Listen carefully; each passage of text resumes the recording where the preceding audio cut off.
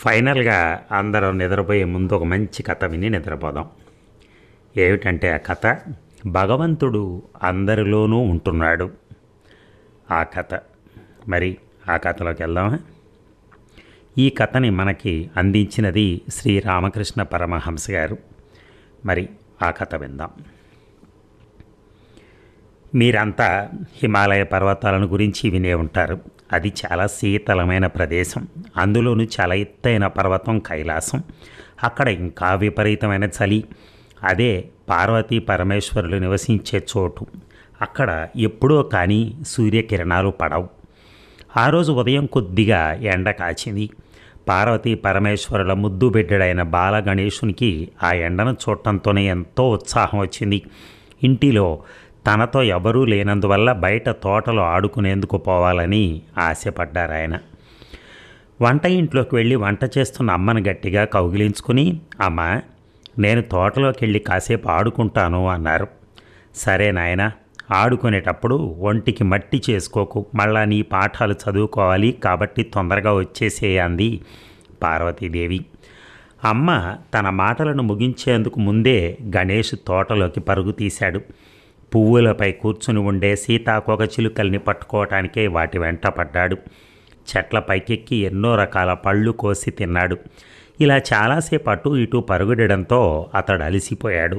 అలాగే ఒక చెట్టు కింద కూర్చున్నాడు. కొంతసేపటికి మ్యావ్ మ్యావ్ అన్న శబ్దం విని తిరిగి చూశాడు. అది తను పెంచుతున్న పిల్లి కోన. బాలగణేష్ను చూడటంతోనే అది ఆనందంతో అతను ఒడిలోకి వాలి కొద్దిగా కొనుకు తీసింది.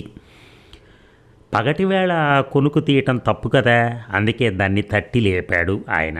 అది ఆ నిద్ర కళ్ళతోనే లేస్తూ బాలగణేశును ఆత్రంగా చూసింది. కానీ వదిలితేగా గణేశుడు ఒక బెత్తం తీసుకుని తాను చెప్పినట్టు చేయవలసిందిగా ఆదేశించాడు. కానీ ఆ పిల్లి కూన అతని లెక్క చేయకుండా మళ్ళీ అతను ఒడిలోకి చేరి హాయిగా పడుకుంది. తను ఆదేశించిన ప్రకారం పిల్లి కూన నడుచుకోకపోవడంతో మండిపడ్డ గణేశుడు దాని ముఖాన్ని పట్టుకుని గోళ్లతో గీరి వేశాడు. పిల్లి కోన అతని నుంచి తప్పించుకుని పారిపోయింది. ఇక బాలగణేష్కు ఆకలి వేసింది. నేరుగా వంటింట్లోకి వెళ్ళి, అమ్మ, వంట అయిపోయిందా అని అడిగాడు. అంతా తయారుగా ఉంది నాయన, నువ్వు వెళ్ళి కాళ్ళు చేతులు కడుక్కునిరా. అంతలో నేను కూడా నా గాయాలకు మందు వేసుకుంటాను అంది పార్వతి. గాయాల అమ్మక విస్తుపోయాడు గణేష్. దగ్గరికి వెళ్ళి అమ్మ ముఖాన్ని పరీక్షించాడు. అవును, నిజమే. అందమైన అమ్మ ముఖంపై గోళ్లతో గీచినట్టుగా చాలా గాయాలున్నాయి. గణేష్కి చాలా కోపం వచ్చింది. అమ్మా, ఇంతటి పని చేసిన దుండగుడు ఎవడో చెప్పు, వానికి తగిన శాస్తి చేయిస్తాను అన్నాడు చాలా రోషంతో. ఇంతటి కార్యానికి ఒడిగట్టిన దుండగుడు వేరెవరో కాదు నాయన, నా ప్రియ గణేశుడే అంది పార్వతి.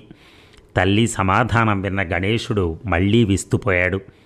అతనికి ఏమీ అర్థం కావట్లేదు. అంత అయోమయంగా కనిపిస్తోంది. నేను అమ్మను హింసించానా? అసాధ్యం.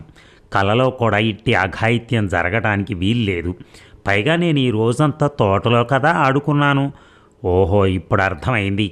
నేను ఇంట లేని సమయంలో ఎవరో దుండగులు నా రూపంలో వచ్చి ఈ అఘాయిత్యం చేసుంటారు అని నిశ్చయించుకున్నాడు గణేష్.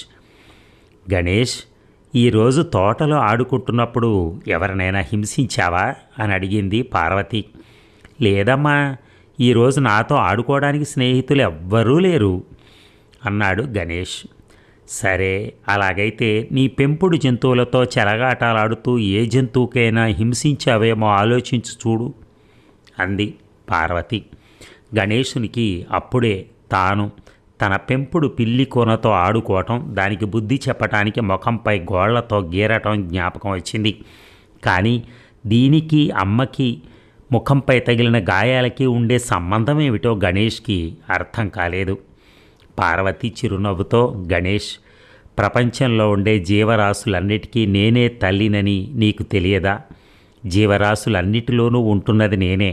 అందువల్ల నువ్వు పిల్లి కోనను హింసించినా నన్ను హింసించినట్టే అవుతుంది అంది.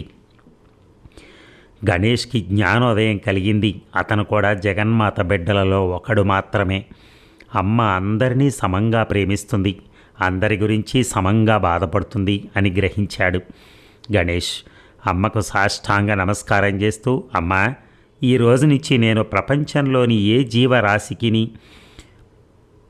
హాని కలిగించనని వాగ్దానం చేస్తున్నానన్నాడు గణేష్. గణేష్ వాగ్దానం చేసినట్టుగా మనం కూడా నడుచుకోవాలి. అప్పుడే మనమందరం జగన్మాత బిడ్డలమవుతాం. అదండి ఒక చిన్న కథ. మనకి అన్ని రకాల కథలు ఉండాలనేది నా ఆలోచన.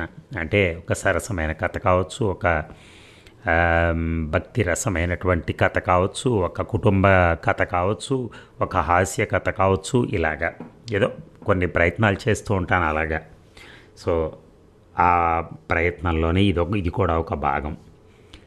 Thank you very much. ఇలాగే మీ సపోర్ట్ నా ఛానల్కి ఉండాలని, ఇంకా నన్ను ముందుకు తీసుకెళ్ళాలని. అంటే ఎలా చెప్పాలంటే మానిటైజేషన్ అయింది కానీ ఇంకా ముందుకు వెళ్ళట్లేదు. మనం చాలా స్లోగా ఉన్నాం బేసిక్గా.